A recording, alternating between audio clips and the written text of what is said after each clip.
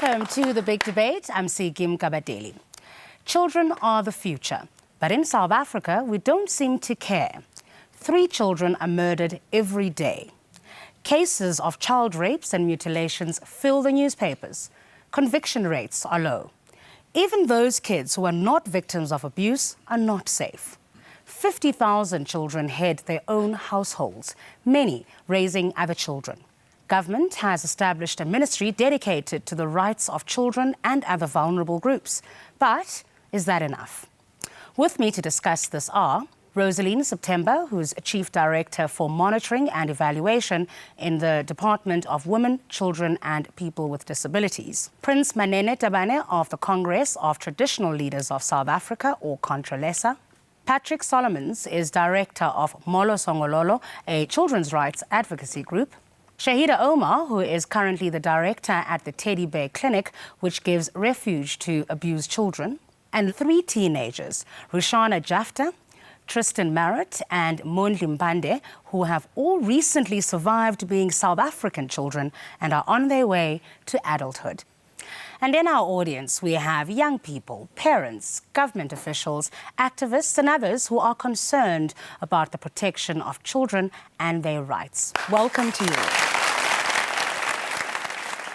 You can also make your voice heard in this debate. You can send us your comments by SMS, you can tweet us, you can post on our Facebook page. Now, before we ask, are we failing our children? Take a look at this. Comrades and fellow South Africans. Nelson Mandela said, "There can be no keener revelation of a society's soul than the way in which it treats its children."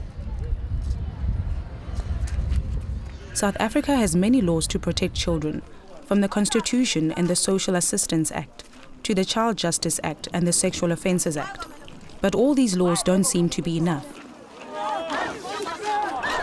According to the World Health Organization, South Africa's child murder rate is double the global average. Homicide is highest amongst young girls, and nearly 45% of killings are due to abuse and neglect. What's going on? First of all, kids have to survive poverty. 2.5 million South African children suffer from hunger, despite the fact that parents now receive a child support grant of 300 Rand a month. Many kids find themselves homeless or running their own homes. Pritchard Ndlovu spent 3 years on the streets of Johannesburg. At 14 years of age, he spent every day begging for money to make it to the next day. People treated me actually different. They would treat you actually like a person who's not even existing, like an animal. That's the fact about being on the streets. It was thanks to a moment of desperation that Pritchard managed to get off the streets. I got into the other shop because I was hungry, man, and I stole some stuff, some food stuff, small food stuff. And I didn't know all these things of cameras and all this stuff. So when I went out, the security guard caught me, and they called the police on there, and then they started questioning me about all the stuff, where do I stay and all the stuff. Then that's when they found out that I actually don't have a place to stay. Pritchard received training from a youth center funded by government and by donations. He now works in a photography project for street kids. Other street kids are not so lucky. There are more than 10,000 homeless children in South Africa. Another 100,000 kids live in households headed by children. Sunny Boy Masile from Limpopo lost his parents 5 years ago, and at the age of 13, life forced him to be his own parent. He's been fending for himself ever since. Bazali bami omnye washona bekahlala eMteti bamdubula ngazi ukuthi bokubangwane omunye onyamalala ngimazi. Shodi into engiphila ngayo ngiphila ngalawo matohonyana lawo la kunomuntu ofuna ngimcentele ngiyamcentela ngiyakhona ukuthenga ukudla ukuthi ngikhona ukudla ngilali. Sunny Boy received a house from a local NGO. He tries his best to make sure that his life is like that of any other 18-year-old boy. Inkinga nje ukuthi ngiyasupport kuphela. Ngoba kuyafuneka ukuthi ngithole insipho zokugeza, kumele ngithole ukuthi ngidle, ngikhona ukuwasha uniform, ngingayi esikoleni ngingcolile, ngingabonakali ukuthi vele nginabazali. Nami ngifuna bangithathe njengathi nginabazali, ngibe sikhulu njengabanye abantwana. In February 2012, government announced funding for an additional 10,000 child and youth care workers. But poverty and homelessness are not the only dangers faced by our kids. Children are being raped and killed by strangers, neighbors, teachers, their own relatives, and even by other children. Apparently, they are also sometimes killed for muti. When perpetrators do get arrested, they often walk free because of insufficient evidence. Justice Minister Jeff Radebe's recent decision to reinstate sexual offences courts may help. But are we treating the symptom rather than the cause? Bongiwe Mcupuse lost her granddaughter Annelisa in a spate of child murders in Diepsloot in 2013. She has a tough message for the minister responsible for children. Kwandawo le esihleli kuyo ayisondawo nje safe. Akho nezinto izibane ezuba kukhanye nje kwakuba umntana aphume nje. Akho nokuphuma nje kwakuthi nje kusike nje kuyoyikeka nje apha eDiepsloot. Dithi wena nje minister ubungathanda na yini ukuthi abantwana bakho bebengahlali swapha kule ndawo nje. Nathi ufanele usifanise nabantu. Minister, khawuke nathi nisenza abantu singabi ngathi sizinto izilwanyana. Sifana nezilwanyana kanje asinake kanga kakhulu. Into engafisa kuyisho uminister wabantwana ukuthi kumele ancede abantwana abanganabazali njengami so abapho ukudla angabafulathela babheke isikhathi zonke. Rosalind September of the Department of Women, Children and Persons with Disabilities. Would you or your family allow your children to play in the streets of Diepsloot? I think all South Africans agree, Siki, that should not be. It should not be the case for any child. And I think we are struck every time when we see pictures like this. And I think we're treating the symptoms now and what creates this kind of structural and economic poverty situations, and why must it be so? You know, and what are the interventions that both government, civil society, and all of us should make to ensure that this pictures change, and it must change dramatically towards building a South Africa fit for children. What does that mean? Do we know how much it would cost to get those children off those streets, get them into childcare centres, early childhood development centres, so that they're not vulnerable to what happened to 5-year-old Annelise? I wish we had that simplistic answer this afternoon to say it will cost X billion. But I'm sure we have enough money in this country. We need to start at the beginning, and for me the start is our unemployment issues. How do we secure a job for every parent? To care for a kid, you must care for its parent. But in the meantime, those kids are still running around in those streets, right? We have a huge unemployment problem. You're absolutely right. Unofficially around 30, 35%, 40%, some even say. We're not going to solve that tomorrow. But those kids are growing up on those streets. I want them off the streets. Let's do something. Why aren't we doing it?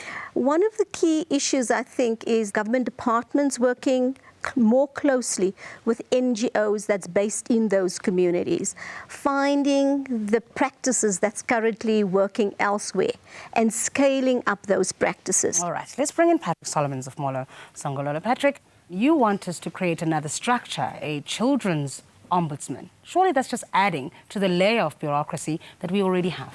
Today, just after Madiba's passing, and Madiba was a big champion for children. And I think part of his legacy is to care for children, to love children, and do the best for children, and that every child counts. Unfortunately, we're failing. Every child do not count. Far too often, I myself sometimes pass a child who's in need, or a child that needs protection. And I think many of us, we see a child at a traffic light or at a shop on the corner, walking down the street, that you can see that this child is in need of care and protection, but we pass that child. Of course, parents are the main caregivers of children. And unfortunately, our parents themselves need help and support. How would a children's ombudsman help? I think a children's ombudsperson can begin to create more and more awareness, can create dialogue, can bring government departments together. Because we do know that many parents, maybe in the audience, do know that sometimes when they need help for their children, they go to a government department and then they get sent to another government department then they get and all that kind of stuff. So sometimes it doesn't work too well, right? It's dedicated to children and vulnerable groups. Yes. That I think isn't not that enough. I don't think you can ask me, myself, to monitor myself. I don't think I'll do a good job out of that. And therefore, we cannot expect government to monitor itself. We need, I think children do need an independent champion. Manene Tabanev Controlesa, he made a very good point about children and children not mattering. And I want us to get to that. It seems we have lost something as a society, lost our morality when it comes to children. And we talk about it, but we have them murdered. We have them running their own households. What happened? Have you, as the custodians of our traditions and our values and our culture, not failed our children? Let us commend our government.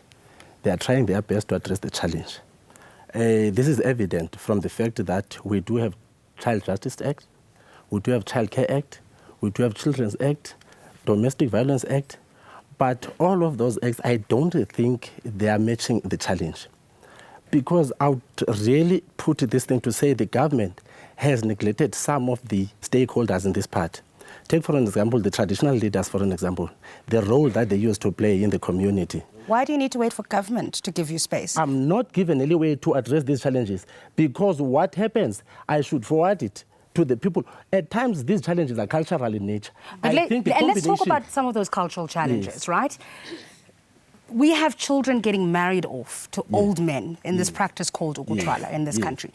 Traditional leaders, there's your space. Act against that, because that's children in vulnerable situations.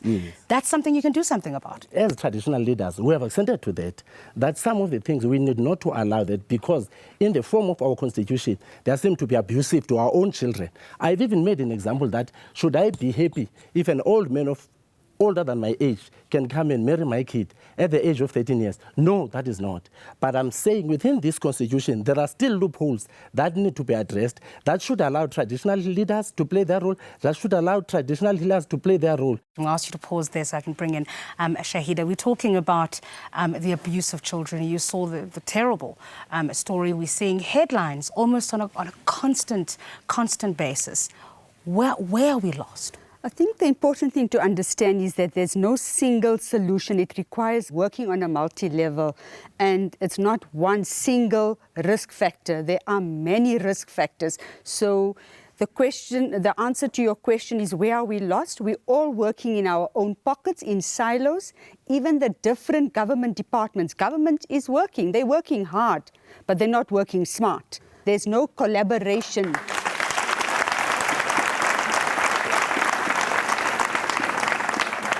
And we need to start harmonizing. There needs to be synergy. Even the pieces of legislation that Patrick mentioned now, each piece of legislation or policymakers are not talking to each other. People up there in their ivory towers are not consulting, and there isn't widespread consultation. Rosaline, what Shahida is talking about, isn't that what your department should be doing? Absolutely. The coordination, making sure that what the police are told to do, what the Justice Department is told to do, actually, and the Health Department links up with what we want, the outcomes that we actually want. Absolutely. That's precisely our role. Remember that we've been established in 2009. It's only now in 2011 and 12 that our mandate has been concretized, that there's a budget now, and that we can start to do the advocacy, the coordination, and very importantly, the monitoring of what other government departments is doing. Can you fire someone in the Department of Police if they botched a child case? We can't fire them. We can certainly bring it to our minister's attention. Our minister speaks to their minister. If the issues are not solved, our minister takes it to cabinet. So we do have a recourse. We've got the mandate and the power to name and shame. This is why this kind of feedback is so important. All right, let me go to my experts. You've heard what's been said. Rishana, let me start with you. Do you feel like things are getting better? They're going to get better? No, not really. Why?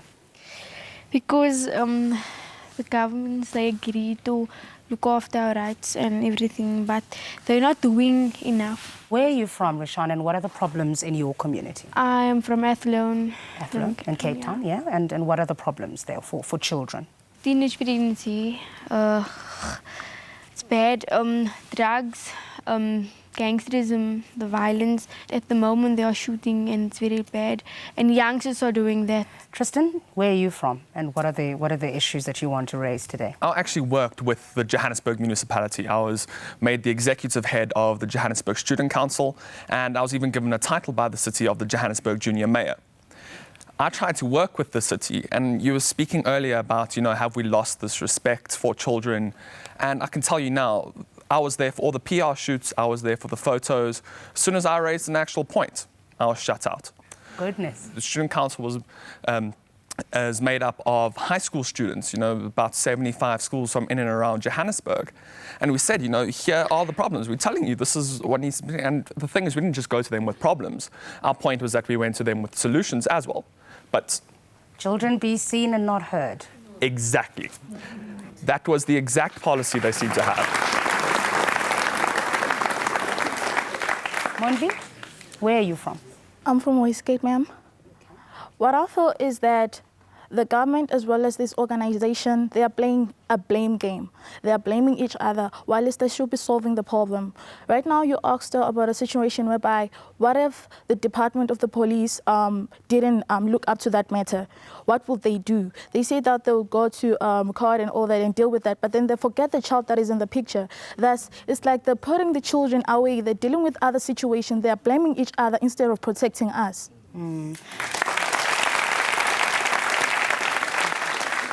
After the break, we talk to some young people who are the main breadwinner in their families. This is The Big Debate.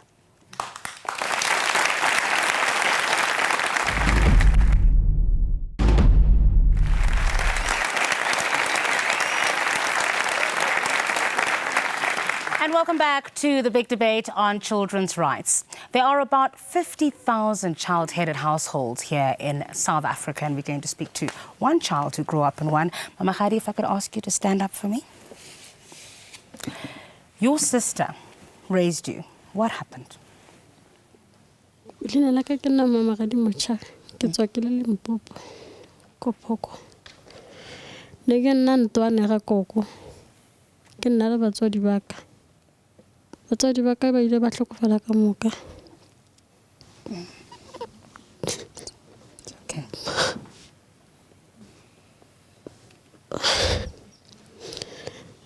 Ke ne ke itse mme a lwala a tshwere ke thimpi. Mara ge le tate ne ke sa itse gore o tshwere ke. Morago ke ile ka sala la ausi wa ka. Ko e leng gore ke ena a ntlhokometse. Ne ke na le mengwaga e le gore ke 10. Ausi na le 17.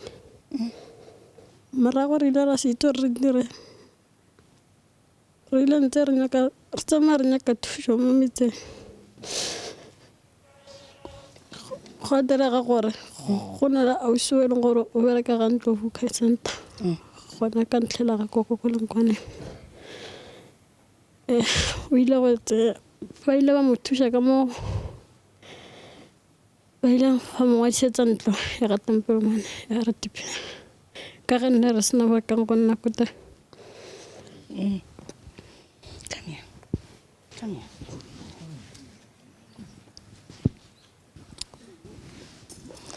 Manen, you can sit down. You can sit down. We always pride ourselves as Africans that we look after our children. How is a 12-year-old, a 17-year-old left alone? Where were the grandparents? Where was the extended family? What's happened to us? Sinki, let's just agree that things have changed. In our culture, what we know is that a child next door is still my child.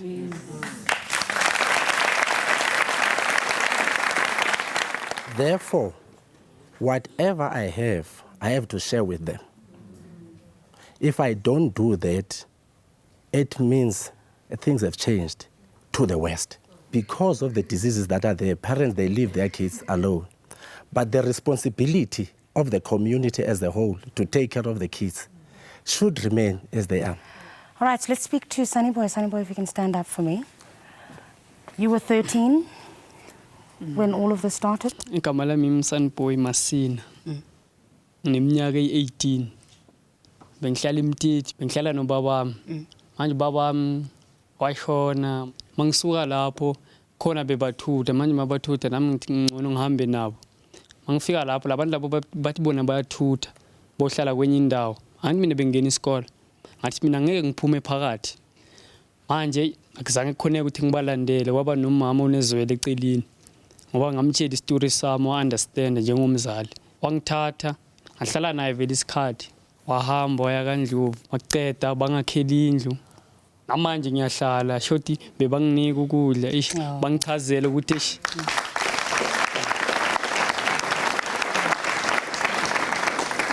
Nawo bangichazela ukuthi nalokudla nabo bakuphana ukuthi isikhona ukuthi silale sidlile. Kwahamba ke basitshela ukuthi manje abasakhona ukuthola lokudla. Manje shoti angithi ngiyafunda ngifunda isikole. Kumele ngiwashe, kumele ngilale ngidlile. Shoti yonke lento leyo kumele yenziwe yimi. Kunabanye abantwana abafana nami. Mangibabheka estradini, hayi basikhombisa ukuthi bona vele thina sinabazali yabo. Bangcolile banjani njani manje mina ngathi angeke ngikhone kanjalo. Ngizozama ukuthi nami ngibe school. Impilo shoti lempilo lengiyo manje sengijwayele. Shoti kuphumile la engcondweni ukuthi angisana bazali. Sengikhohliwe ngathi ngcono ngikhohlwe ngalento leyo. Ngoba mangasolo lento lengifake la ngiphathisa stress. Ngcono vele ngicole ngithi ngiyowani. Okay. Vele. Mariette, you work with these children. I don't even know how you manage. I almost broke down here with Mama Khadi, and you help them, you build them homes. Just tell us a little bit about what the Ndlovu Care Group does. If you could stand up for me, please. I think there's a lot of people in the communities that are doing a lot of good work. There are some strong women living in poverty, and they give their last cent to help these kids. So we must be very careful to blame the community, to put the burden on the community. I think what has happened with the community is that a lot of these things of what we see here has become so common that we don't even notice it anymore. And I think that's the biggest threat in South Africa. We're a traumatized society. We got so used to seeing children on streets, seeing children without homes, that we don't respond to it. And we've got to become sensitive to that again. If you want to help children in child-headed households, we need to normalize their lives before we can even start to protect them. I can give a child a food parcel and a uniform. That doesn't mean they go to school. If they don't sleep in a house where they can actually sleep at night and not look after, an open door that can't lock, then we're getting nowhere. So we've got to look at all the different aspects, and we work with a lot of government departments, because we rely on government departments. We can't do it all. Yeah. So we need the education, we need water. If this child doesn't have a borehole at a house, she becomes a water carrier. Yeah. So instead of going to school, she must go and fetch water, because unless they clean and they cook, they can't go to school, they get stigmatized. And I think, we just for a moment have to get a grip on what really has to be done, that this is so complex and it needs so much involvement. And we have fantastic acts and guidelines and everything in South Africa. We're very good at that in South Africa. Our problem is implementing. And we have to get down to the grassroots where we implement these things, and that's where you see the change. And that's why it's an easy job to do. Oh, thank you. Thanks for the work that you do. Shahida, I see you nodding at that. I think what she said is so important. We have normalized the abnormal. We have become desensitized. We are flooded with so much violence, brutalities, harshness, and the reality is that it's everybody's responsibility to take care of children. But I don't think we have actually touched on the big issue. We come from a society that was violent. We come from a society that had to be fragmented. Now we are reconstructing this society. The big debate needs to be how do we reconstruct this society. We must go back to Ubuntu. We must unite again like Tata was fighting for. We must help each other. If you have a knowledge about something, you see that your neighbors are without parents. Those kids don't have anything. You know about social grants. You know as to how to go about doing it. Why not share? Because a candle will never do anything for burning the other candle. When we return, we talk to a grandmother from Diepsloot whose little girl was raped and murdered about her experience of the police. Stay with us.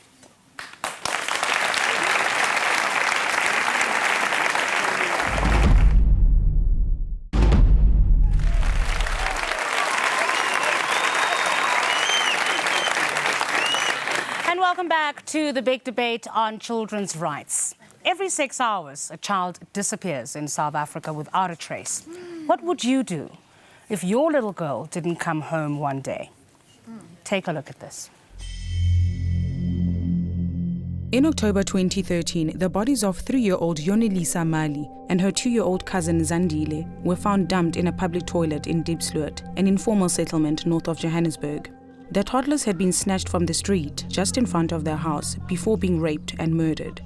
A month earlier, also in Diepsloot, the body of 5-year-old Annelisa Mkondo was found lifeless, dumped in a pile of rubbish close to her home. The killings provoked angry protests by Diepsloot residents, who argued that police were failing in their duty to protect local people and to investigate the crimes. Amongst those enraged by police failures is Annelisa's grandmother, Bongiwe. She believes faster action by police could have saved her granddaughter. Ndingubongiwe Mcubhuse, ndisuke Eastern Cape. Hlala pha notata wakwam nabantwana. Annelisa ngumzukulu kum. Kulele kum. KwakunguSaturday ukulahleka kwakhe. Caba ilanga liya ngokuthi liyajika. Asisambona ba angena apha endlini. Sibuzabuze kwigengana zakhe edlala apha ngaphandle. Annelisa kanti uphi na? Hayi mama simbonanga, gogo simbonanga. Hayi sibona asithukujonga sibona masivele singqale epolice station kuba naku ilanga liyatshona. Kuthi hayi mama akho nto singanenzela ukuba aniphathanga zikhathi zomntwana. Nebuye ngomso. Xa sivuka ngomso kwasekuseni kwakuyisonto ke ngoku. Sesiphethe izithombe ke isithombe sakhe ngosifike naso pha epolice station babhalabhale benibuzabuza imibuzo yonke into. Amshokado kabetho 1 to 2 sasifike pha ngabo 8 ekseni. Basithatha ke ngabo 2 abo besiphindisa endlini emkhukhwini. Sicela ubuza ngabe umntana ososoni yamazi na abantu abahoyanga ntomusi weekend. Kathi ukuthi namaphoyisa la ajahile. Hayi zange nawo anake into asikavela aqabela imoto zawo. Ithe xa silala ngeSunday sisesibone kufika omama abaninzi.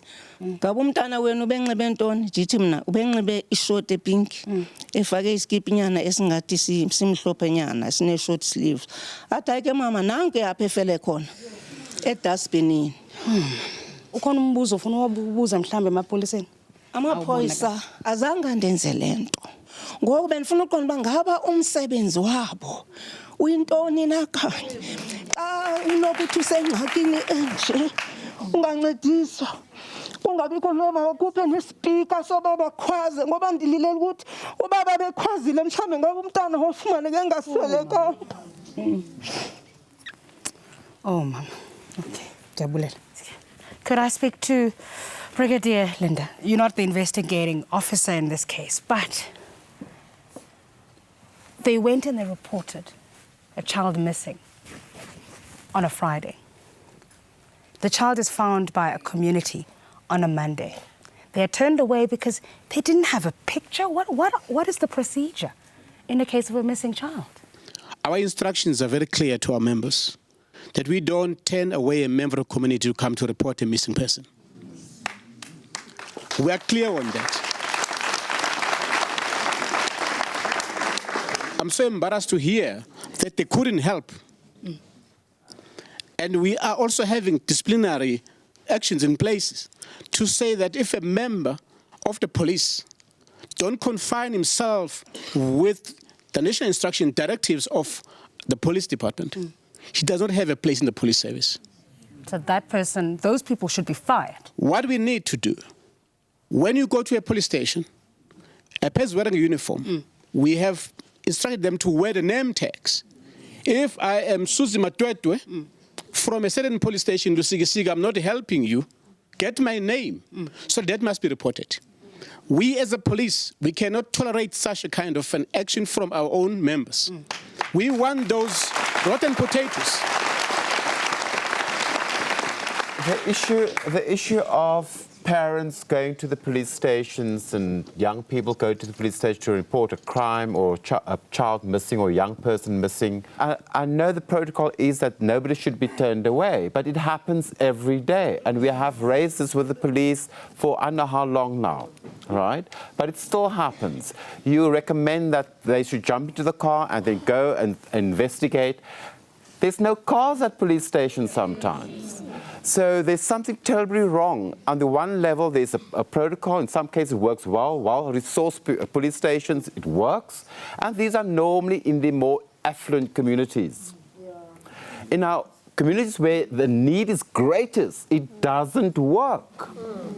Also, more than that, I think a lot of the police officers are not sufficiently trained, or they don't actually want to be in the positions they are. Because you have your reservists at the police station, you have your new trainee police constables at the police stations. They are not properly managed and properly informed. The training itself, where would it need to come from? Is there specific training that you think they need to have, Shahida? Most definitely, the training will have to come from specialists, from people that specialize in working with children and women and victims. So it would be your civil society partners like NGOs who would be equipped to provide that kind of training to sensitize police officers on how to communicate, what kind of questions would be acceptable, and how to approach children and victims in a situation. Because often we find that they are the ones who are violating the children. There's secondary trauma that is induced as a result. The victim comes to the station and the victim is then turned around to be the perpetrator because they question the victim to say, you're not telling the truth, or we don't believe you. And often that is a deterrent. Therefore, victims are not coming forward or coming to access support from police officers. So it becomes this vicious cycle. Brigadier? We as the police alone, we cannot win this battle. We need partnership. What we need to also to agree and accept, we do live in a sick society. Our society is sick. How can a person rape a 6-week-old baby? Thirdly, we need to understand that there are forums. Our government have put in the CPF, community policing structure, with forums within the police stations where the community must be represented, so that your views in your area, the kind of policing we are getting, can be also be heard by the station commissioner, also be elevated to the provincial commissioner. When coming to training, I always hear this thing of training about the police. Training is something else. You train a person, but the second thing that you look at is the attitude of that person. The fact is that they're not helping you. It does not really mean that the person doesn't know what to do. The person must have the right attitude to do the job. So,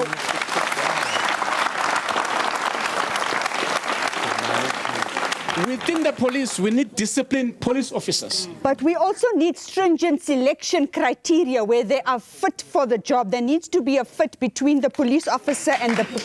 That's correct. We also need police officers who are committed. An attitude that can attract success. We need patriotic police officers that have passion to serve. We don't need police officers who came to the police because there were no other jobs to do. We need police officers who will understand. We need police officers who will understand that joining the police is not just a career, but it's a passion. What hurts me a lot is that they're saying all the right things, but then there's no action. They're saying all the right things, but there's no action. Obviously, this is a true life story that we just saw right now.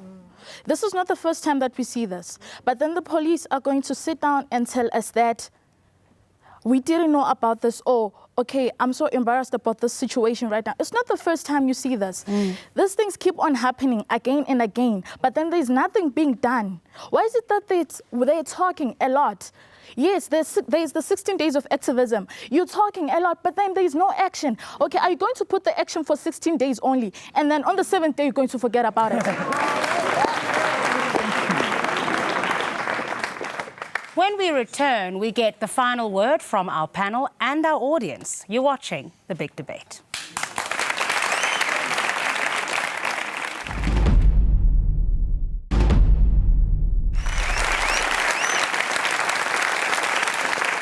Welcome back to The Big Debate. Have we portrayed our children? What do you think? I'd like to say to appeal to the minister to please make it as simple as possible for people who open their doors for hungry people and homeless people around their communities. People are most of the time asked to go to register as an NGO. I think the problem South Africa is facing is that they have the ability to identify the problems, but the disability to come up with the solutions to solve the problems they have identified. So what we should do is work together. Do not point fingers at the next person, but ask the opinion of the person next to you. Maybe the person has the same problem, and then you can solve that problem as a nation. Thank you.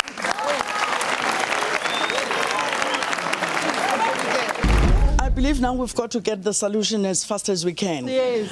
The police, they can train dogs to look for drugs. Why don't they train the dogs to look for children? Yes. That's one.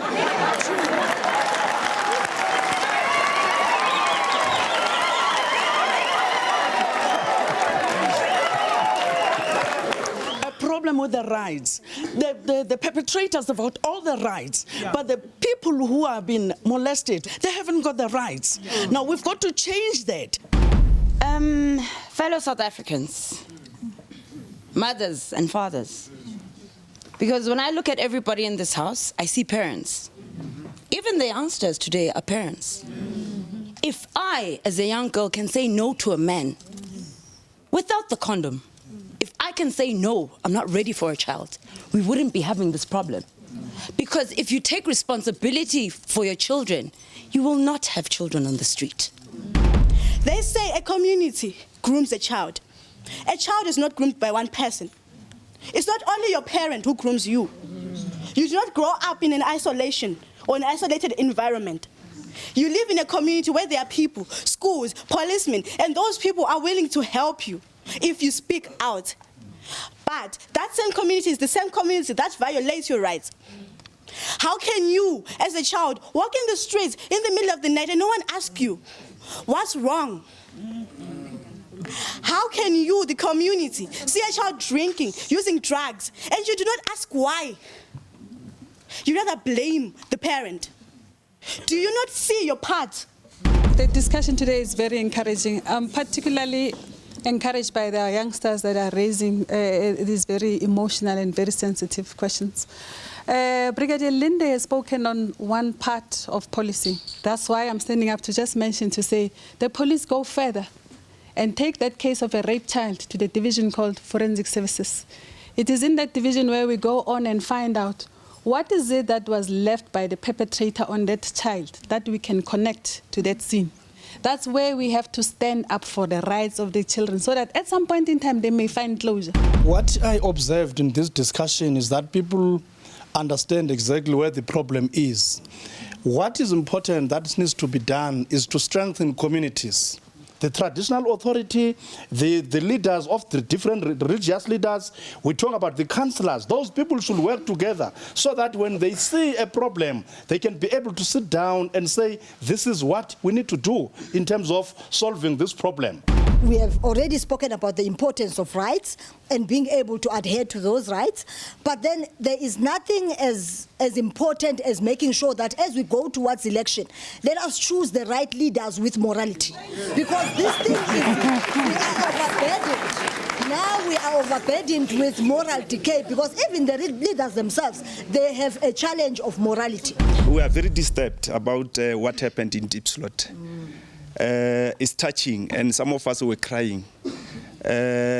you find, you know, I'm agreeing with the audience here when they say there is no a lot of commitment from the police service.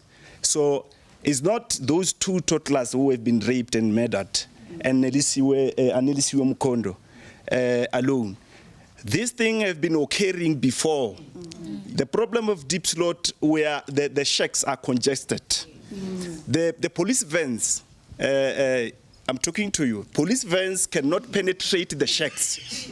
We want to get rid of those shacks, get houses. Recently, the Department of Community Safety and the police have introduced Lifeline into the police station. Most 17 police stations in Gauteng have got an office that is for victim-friendly service. Please come through to those offices, and then people are going to be empowered. Thank you. After the break, the final word from our panel. You're watching The Big Debate.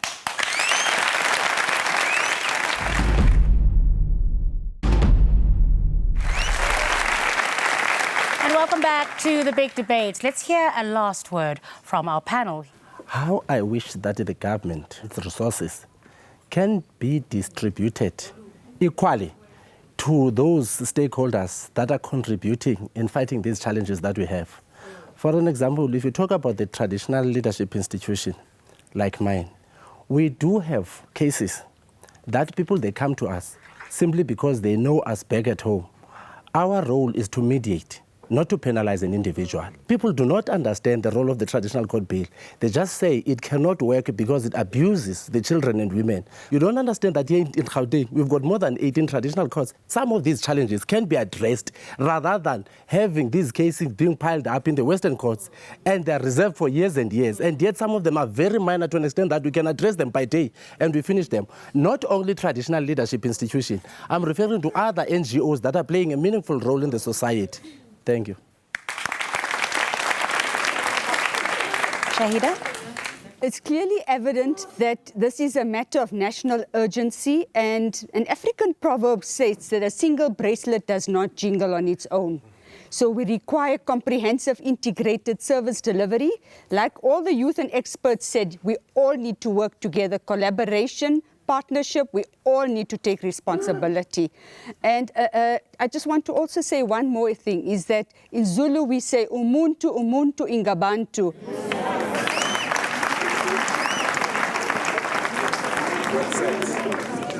Children are born, but champions are made, and we need to take responsibility in ensuring that the children of today are the champions of tomorrow.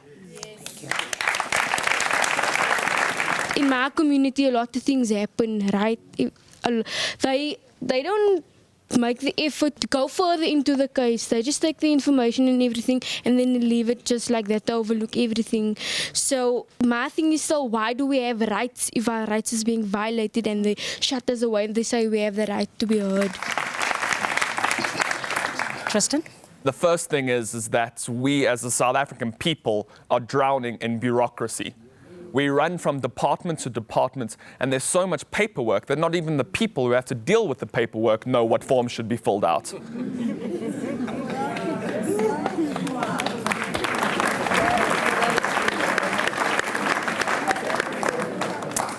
And the second thing, and it's come up time and time again here today, but yet it never seems to be dealt with, is the morality that we have in our society today. And the thing is, yes, it does start with all of us, but let's also look at our role models. How are we supposed to be moral when we look up to our government officials and they're spending not millions, not tens of millions, but hundreds of millions of rands of taxpayers' money on renovating their house?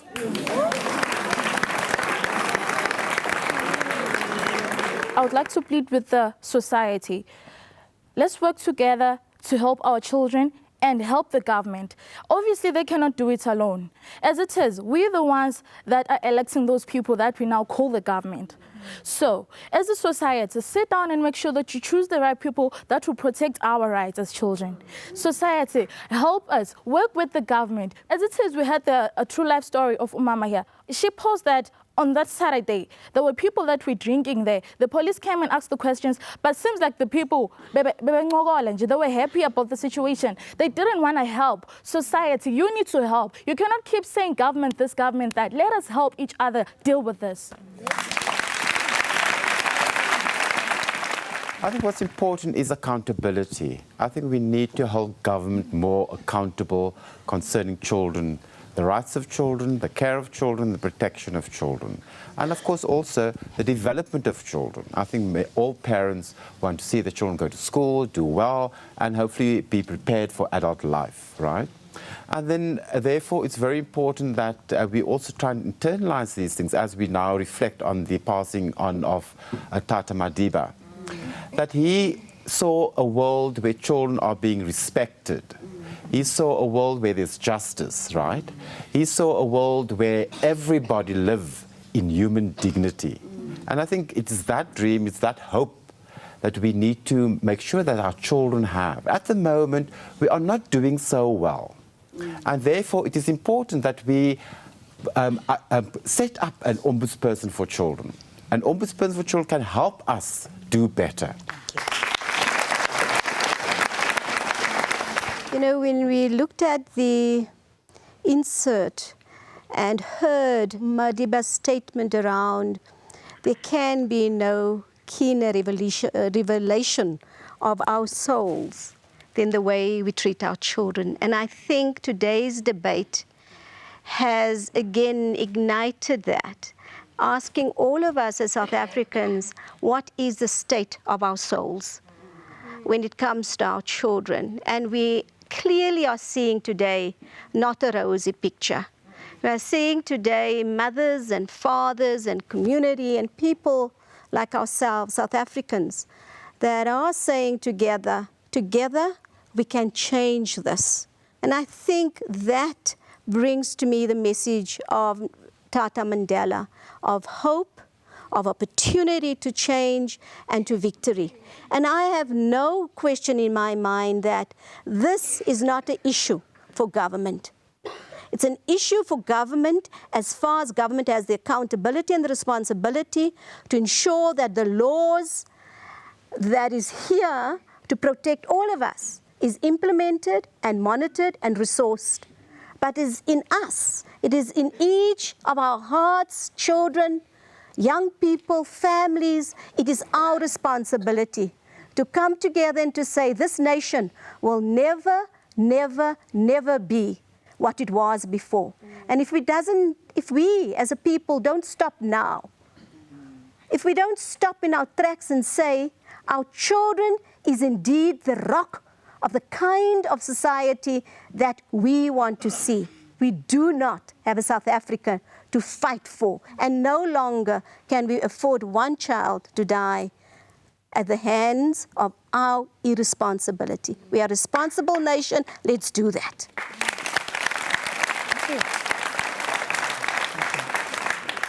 4 out of 10 South African children live in poverty. 1,000 children are murdered each year. Turning this around is going to require a huge effort by government, religious and political leaders and parents. Are we capable of making that happen? You decide. Thank you for watching The Big Debate. Goodbye.